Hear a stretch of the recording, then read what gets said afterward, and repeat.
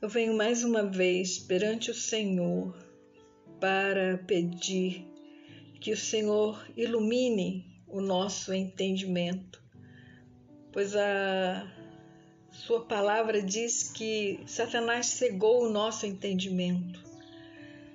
E nós estamos vendo que Jesus é a luz do mundo. Então nós podemos ter a luz no nosso interior, nós podemos ter a luz na nossa compreensão, na nossa mente. Então nós te pedimos que essa luz seja intensificada para que nós possamos ver como tu vês, que possamos viver a vida de Jesus a partir da nossa entrega, do nosso compromisso como cristãos e vivermos do modo digno do Evangelho. Abençoa cada pessoa, Pai, que vai estar ouvindo esta lição e que elas possam ser realmente abençoadas por Ti e se tornem cristãos mais fortes, que se tornem cristãos mais comprometidos, sabendo como agir corretamente quando estiver diante de alguém que precisa dar um testemunho firme, porém suave nas suas palavras, ao se identificarem com Jesus verbalmente. Eu te peço estas bênçãos em nome de Jesus. Amém. Nós estamos trabalhando o tema tomando posição sozinho. E nós prometemos que iríamos estar ensinando, ou melhor, nós estaríamos vendo na lição desta semana como nós podemos nos identificar verbalmente com Jesus. E essa identificação com Jesus pela palavra, ela exige de nós, primeiro, que nós tenhamos entregue a nossa vida totalmente nas mãos dele. Nós precisamos confiar a nossa vida 100% nas mãos de Jesus, não só conhecendo os princípios e as prioridades, mas vivendo os princípios, guardando-os no nosso estilo de vida e alinhando a nossa vida, a nossa agenda com aquilo que é prioridade para Deus.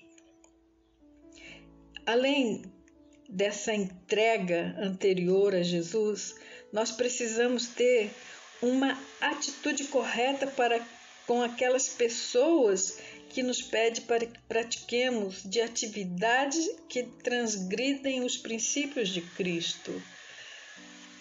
Vê que coisa mais linda é a vida cristã? Nós somos transparentes o tempo todo, não só com aquelas pessoas que andam com a gente, que professam a mesma fé, mas também aquelas que confrontam a nossa vida, pedindo que a nossa fé sendo colocada à prova quando elas pedem para que nós façamos alguma atividade que é contrária à vida do nosso Senhor e Salvador Jesus Cristo. E Pedro, na sua primeira carta, no capítulo 3, no verso 15, ele nos convida dizendo: estais sempre preparados para responder com mansidão e temor a qualquer que vos pedir a razão da esperança que há em vós. Perceberam? Não é apenas estar preparado, não é apenas estar preparado para responder, mas responder com mansidão e com temor a qualquer pessoa que pedir a razão da esperança que há em nós. Gente, a vida cristã, ela é maravilhosa. E cada dia ela fica mais encantadora, ao passo que nós vamos aprendendo como nos identificarmos com Jesus não apenas com as nossas atitudes, mas havendo coerência de palavras e ações. E Jesus disse: bem-aventurados quando as pessoas vos odiarem e vos afastarem da sua companhia por causa dele.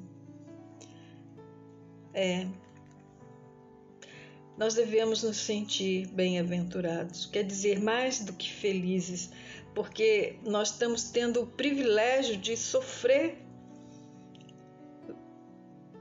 por Cristo, de sermos perseguidos, de sermos rejeitados por Jesus, e não como malfeitores, mas como seguidores de Jesus. Os discípulos no passado se sentiam honrados ao serem perseguidos. Quando a gente lê o livro de Atos, a gente vê como eles se alegravam quando saíam da presença dos seus perseguidores e iam felizes, sabendo que podiam continuar livres e nessa liberdade podiam falar de Cristo, o seu Senhor e Salvador. Olha, nós sempre somos confrontados, mas nós também confrontamos alguém com o nosso não. Elas sempre se sentem desafiadas. Aí você precisa estar pronto para responder por que não faz tal coisa. Você precisa estar preparado, somente precisa estar ligada para responder, como Pedro disse ali na sua carta. Responder com mansidão e temor para qualquer que vos pedir a razão da esperança que há em vós. Haverá ocasiões que diremos apenas não obrigado, mas você deve estar se perguntando como é que eu, em uma conversa, posso me identificar como Cristo? Como eu posso me identificar com o meu Senhor, com o meu Salvador? É muito importante que tenhamos atitudes e ações acertadas. Ao tomar posição sozinhos, você deve ter essa convicção no seu interior. Você deve ver que o caminho de Deus é um caminho superior. É um caminho cheio de benefícios no final. E esses benefícios superam qualquer transigência ou prazer imediato. A Bíblia diz que há um grande galardão reservado no céu. Bem-aventurado quando os homens vos odiarem e quando vos expulsarem das suas companhias, injuriarem e rejeitarem o vosso nome como indigno. Por causa do Filho de Deus. Isso está registrado em Lucas 6:22. Então, nós precisamos estar alerta. Mas não é armado. Nós precisamos estar preparados para responder às pessoas devidamente. E tendo esta convicção de que Deus tem um caminho superior e que os benefícios são maiores do que qualquer transigência que nós podemos ter, qualquer prazer que a gente pode ter naquele instante. Entendeu? E é verdade isso. Você olha para o passado e vê que os discípulos de Jesus tinham essa certeza, tinham essa convicção, e por isso eles eram firmes diante das autoridades, como foi Pedro, como foi Paulo. Os outros discípulos, Estevão, eles tinham esta convicção de que o caminho de Deus era superior. Muitos morreram por este caminho. nós precisamos também compreender que nós estamos cooperando com Deus. Como assim? Quando Jesus disse que nós somos o sal da terra, isso é uma cooperação, salgar. Esta é uma qualidade do sal, né? Dar sabor. Outra qualidade do sal distinta também é preservador de cura. Isso é simbólico, mas também é um sinal de saúde, de vigor espiritual. Mas quando nós estamos no meio de pessoas com problemas, nós podemos ajudá-las a resolver os seus problemas, através de ensinar para elas os princípios e ordenar a vida pelas prioridades, e assim nós estamos salgando a terra. Nós estamos preservando as famílias. Nós estamos trazendo cura para a alma daquelas pessoas.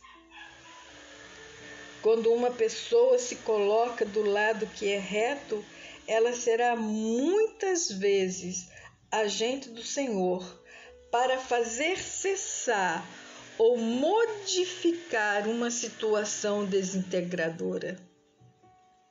Mateus 5,13 nos diz: vós sois o sal da terra, mas se o sal se tornar insípido, como que há de restaurar-lhe o sabor? Para nada mais presta, senão para ser lançado fora e ser pisado pelos homens. Outra coisa que nós fazemos a favor do Evangelho e que nós prestamos um serviço para Deus é quando nós somos luz do mundo. A vida do cristão é a luz de Deus neste mundo tenebroso. Olha que privilégio nós temos. A nossa vida, lembra que nós falamos dos judeus? Que eles sentem que eles são superiores porque eles têm um estilo de vida superior dos outros países, dos outros povos? Mas nós, os cristãos genuínos, nós temos esta vida de luz neste mundo tenebroso.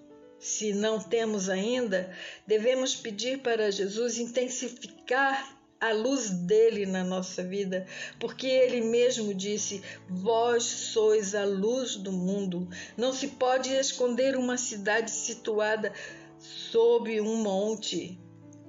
Nem os que acendem uma candeia colocam debaixo do alqueire. É uma medida para medir os cereais. É como um cesto, mas no velador, e assim ilumina a todos os que estão na casa. Deus deseja usar a sua vida para conduzir os homens para fora das trevas do mundo e levá-los à luz de Cristo, a tirá-los das trevas para que eles se tornem luz. Então Jesus tomou a falar-lhes dizendo: eu sou a luz do mundo. Quem me segue de modo algum andará em trevas, mas terá a luz da vida. Visto que nem todos virão para a luz. Veja, nem todos virão. Mas é nosso dever ser luz, é nosso dever pedir que Deus intensifique a luz de Cristo em nós. Porque nós devemos esperar que haja rejeição. Vai sempre haver rejeição, mas a verdade é que os homens têm amado mais as trevas do que a luz. Por quê? Porque as suas obras eram más. Porque todo aquele que faz o mal aborrece a luz e não vem para a luz para que as suas obras não sejam reprovadas. Mas quem pratica a verdade vem para a luz. Estão percebendo como nós podemos ser o sal da terra com o nosso testemunho e a luz do mundo também com o nosso testemunho? Essa palavra está registrada em João 3, verso 19b até o verso 21, a parte A. Nós precisamos também entender e reconhecer que ser apontado como cristão significa que Deus está usando a nossa vida para os seus propósitos e Ele está sendo glorificado. Então, muitas vezes, a gente fica constrangido quando alguém nos apresenta ou aponta o dedo para a gente. Olha lá o crente, olha lá a crente, a crentinha. Isso está mostrando que a sua vida tem um significado. Isso está mostrando que Deus está usando você para os seus propósitos. Por isso que eles estão te identificando, eles estão reconhecendo Cristo na sua vida. Olha, Pedro o apóstolo disse: amados, não estranheis as ardentes provação que vem sobre vós, para vos tentar, como se coisa estranha vos acontecesse. Não lembra mais ou menos, Tiago? Se pelo nome de Jesus Cristo sois vituperados, que é o mesmo do que caluniado, bem-aventurados sois, porque sobre vós repousa o Espírito da glória de Deus. Olha que privilégio! Então, as perseguições, as acusações, ah lá o crentinho, isso é porque a glória do Espírito de Deus está repousando, eles estão vendo que você é diferente. Isso está em 1 Pedro, capítulo 4, verso 12 e 14. Nós precisamos saber a diferença entre testemunhar e testificar. E teremos muitas alegrias ao colher naturalmente os frutos. Porque se nós vivermos a vida de Cristo de um modo natural, os frutos também surgem, porque Jesus disse que quem está nele dará muito fruto, e o fruto é natural. Então vejamos a diferença que há em testificar e testemunhar. Quando eu compartilho com um cristão a minha experiência com Cristo, isto nós chamamos de testemunho. Já quando nós compartilhamos com alguém que ainda não se reconciliou com Deus em Cristo, isso é testificar. Por isso nós devemos falar de Cristo em outros lugares da mesma maneira que nós falamos na igreja ou como nós falamos nos grupos que nós estamos familiarizados, como nos pequenos grupos, na igreja, nos lares. Nós não precisamos fazer diferente, podemos ter a mesma naturalidade ao falar de Cristo e precisamos falar de Cristo nas oportunidades que nos forem dadas, na fila, no ponto de ônibus, no mercado, no banco. São várias as ocasiões que nós temos e sempre há alguém dando uma brecha para que nós entremos ali, dando o testemunho e testificando do nosso Senhor Jesus Cristo. Tá bom. Se você estiver conversando com alguém que foi abençoado por Cristo, preste atenção. Se você estiver ali conversando e alguém contar uma bênção, contar um milagre, você deve exclamar na frente dela: louvado seja o Senhor. Sabe o que pode acontecer? Ela poderá dizer: o que foi que você disse? Sabe por quê? Porque as pessoas, elas não estão acostumadas a ver ninguém dar honra e nem glória a Cristo. Elas acham isso às vezes uma coisa normal. Mas se você der glória, se você louvar o Senhor por aquilo que Ele abençoou aquela pessoa, ela vai parar para te dar ouvido, porque ela nunca ouviu isto antes. E nós temos a impressão de que já ouvimos de tudo na nossa vida, mas não alguém ali na nossa frente dando louvor a Deus.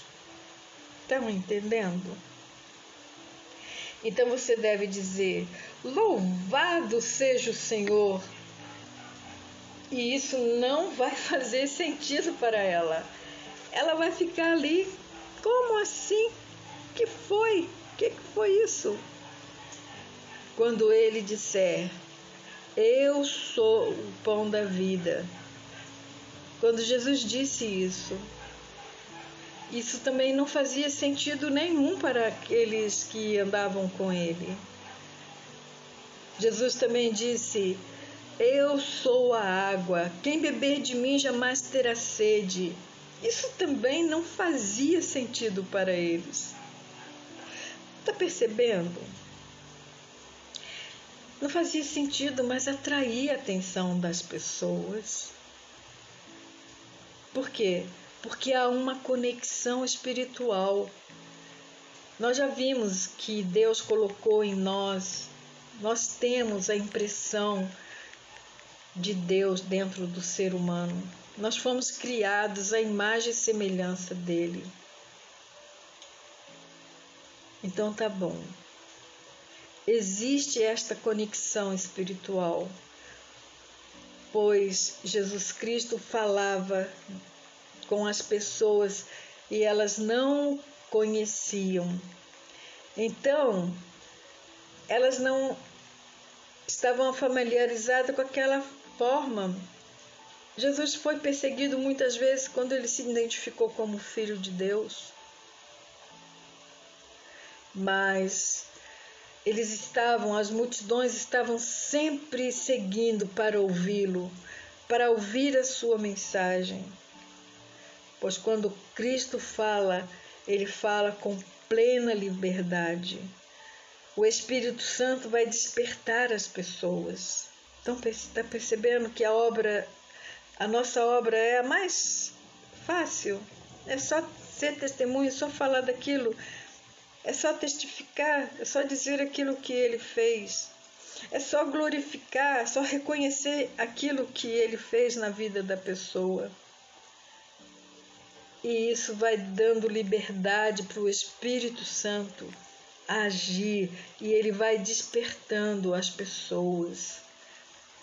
E as pessoas vão se entregando a Cristo, vão perguntando para nós qual é a razão da nossa esperança.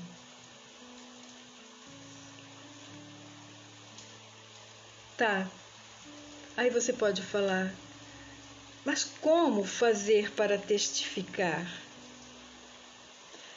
Você vai sentir que você tem dentro de você uma missão para cumprir. Isso é testificar. Você se sente ali incomodado, alguma coisa fica te mexendo ali com você, para você testificar daquilo que Jesus Cristo fez na sua vida. E essa é a sua missão, e essa é a minha missão.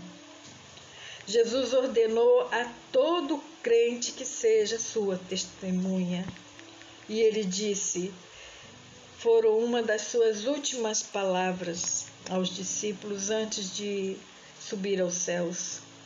E ele falou: ser-me-eis testemunha tanto em Jerusalém.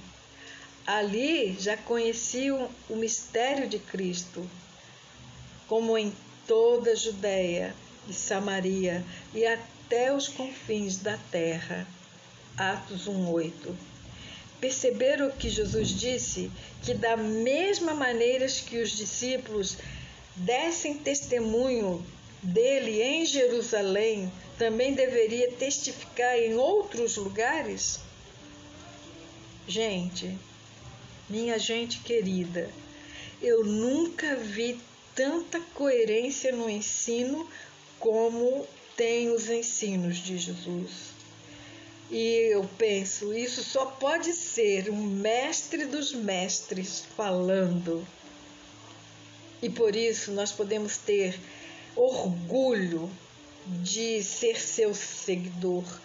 Podemos ter orgulho de sermos suas seguidoras.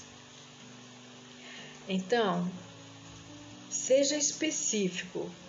Diga assim: há tantos anos eu entreguei a minha vida a Cristo, e assuma uma atitude de quem você tem um Senhor na sua vida.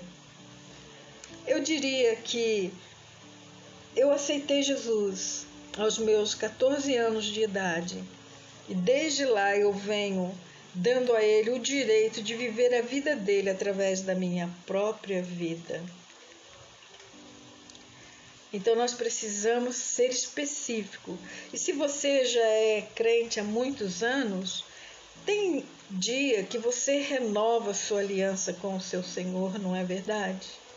Então, aí você pode dizer: há uma semana atrás, há um mês atrás, um ano atrás, eu renovei a minha aliança com o Senhor e eu já não faço mais isso. E você vai estar identificando verbalmente com Jesus Cristo. Nós precisamos aprender as palavras adequadas. Nós precisamos ser pessoas naturais. Precisamos falar naturalmente. Tá? Olha, eu compreendo se a partir de hoje, quando você tentar se identificar com Cristo, você fique um pouco nervoso, que sua voz fique um pouco insegura. Eu compreendo isso, não foi diferente comigo. Mas saiba que isso é natural. Mas se esforce. Quem acompanhou, quem está comigo desde o início, tem percebido, eu acho, que eu mudei. Que hoje eu estou mais solta, que hoje eu estou mais livre, que hoje eu estou mais segura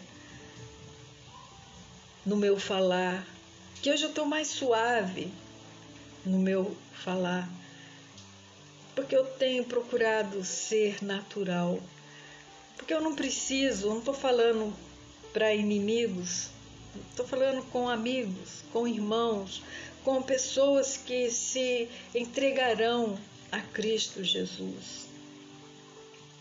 Então, se esforce para ser natural quando você estiver falando com alguém. Lembre de não restringir a pessoa, mas afrouxe, alivia, desafogue. Muitas vezes eu fiz o contrário, eu restringi a pessoa, eu apertei a pessoa. E elas não precisam, por causa da minha convicção. Ela ainda não tem a convicção dela. Nós não precisamos fazer assim. Lembra da mulher samaritana com Jesus? E a mulher adúltera, lembra que ele não as condenou? Ninguém mais do que Jesus tinha um padrão elevado de vida. Mas Ele não as condenou, ele não as restringiu pelas suas convicções. Antes, ele as acolheu, ele falou com ela, ele explicou para elas e ele disse: vai, não peques mais. Mulher, a tua fé te salvou.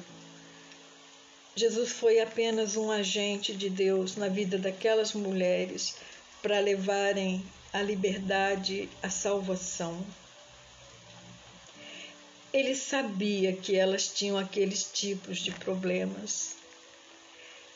Ele tinha preocupação com aqueles tipos de pessoas.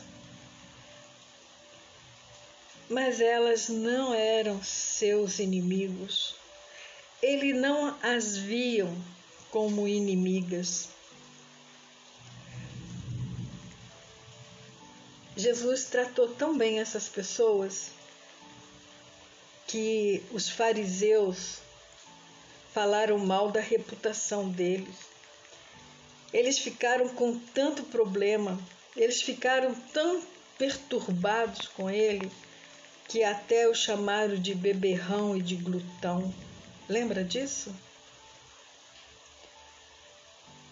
Mas lembra que nós falamos que nós devemos nos preocupar com o prestígio de Deus? Então, muitas vezes nós obrigamos os não crentes a agirem como pessoas convertidas. Olha, se a pessoa não aceita o perdão de Deus, não imponha o seu padrão a essa pessoa, pois ela primeiro precisa ter a experiência de ser aceita como pecadora por Deus. Ela precisa aceitar o perdão de Deus pelos seus pecados cometidos. Só a partir daí é que ela vai se interessar pelo estilo de vida de Cristo. Então não imponha para essa pessoa que ela viva como um convertido quando ela ainda não passou pela sua experiência de conversão.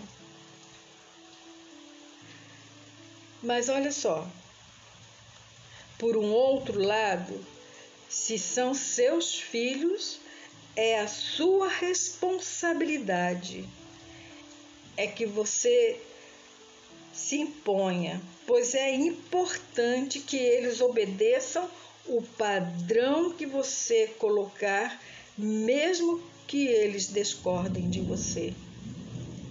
Entendeu? Fora de casa, nós respeitamos o momento da pessoa, mas em casa não é questão de salvação e nem de experiência com Deus. É questão de padrão moral. Nós estamos ensinando para os nossos filhos os padrões morais. Depois, esses padrões acompanharão o estilo de vida de Cristo quando eles se entregarem também pessoalmente a Jesus. Então lembre-se, com os seus filhos é sua responsabilidade.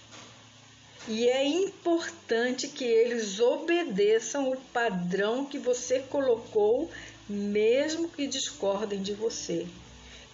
Isso enquanto eles estiverem dentro da sua casa, eles devem cooperar com você. Tá? Quando você for diminuído, é importante que você defenda as suas convicções. Tá bom, vamos entender isso. Quando eu estava lá no ginásio, eu praticava alguns esportes. Na minha época de ginásio, eu fui atleta estudantil nos Jogos da Primavera. E os meus colegas, eles sempre queriam que eu abaixasse o meu padrão. Eles sempre faziam pressão sobre mim, mas eu ganhei o título de radical porque eu não abria mão. E eu respondi assim: olha, vocês fazem o que vocês querem, vocês vivem do jeito que vocês acham que é correto viver, mas você precisa aprender a respeitar que eu quero viver do modo que agrada a Deus. Se Deus é radical, então também você é radical. Então veja, você aceita ser meu amigo, você aceita ser minha amiga, mesmo se eu quiser continuar a viver de um modo que agrada a Deus? Então tá. Se vocês querem usar esse estilo de vida, se vocês querem falar esse palavreado que vocês usam, é problema de vocês. Mas eu quero agradar a Jesus Cristo, meu Senhor. Podemos ser amigos nestas condições? Sabe o que acontecia? Eu fui atleta durante muitos anos, até completar a maioridade. Eles me aceitavam. Eles aceitavam a mim, eu tendo a soberania de Cristo em minha vida. Então, está entendendo?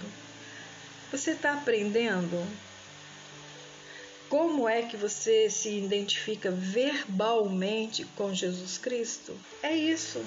É só usar o nome de Cristo quando você falar do que Deus está fazendo em sua vida. E o Espírito Santo vai despertar a curiosidade neles para que eles queiram saber mais de Jesus. Olha, não se envergonhe.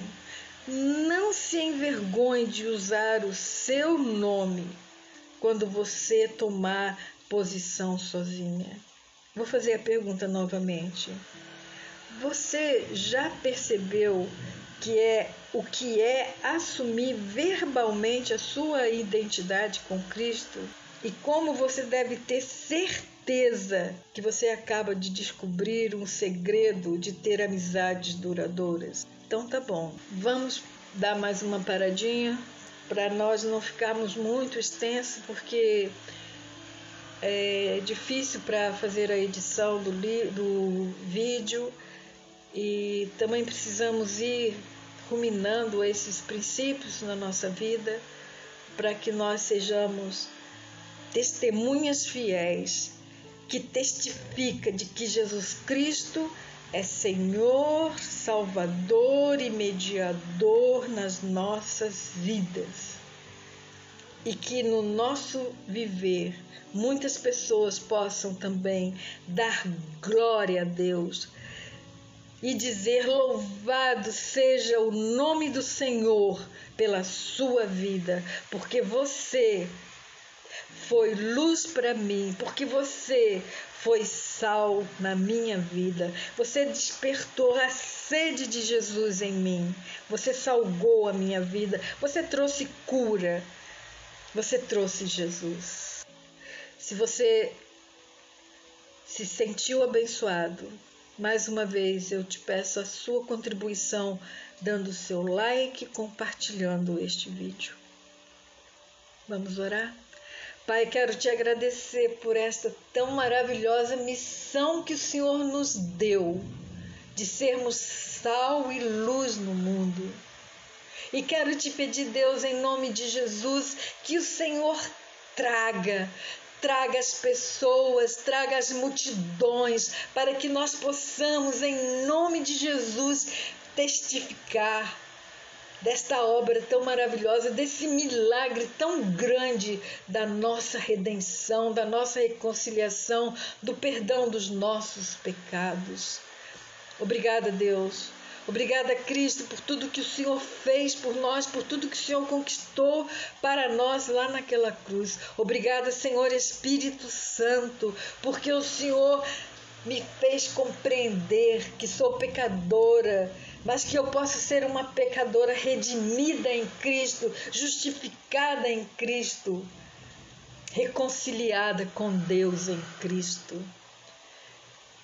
e leva-nos ao mundo para pregar o Evangelho, para levar as boas novas a todos quantos o Senhor tem para a salvação neste tempo presente, pois nós queremos sim, Senhor, queremos ser sal e luz nesta terra, queremos cumprir a nossa missão, indo pregando o Evangelho.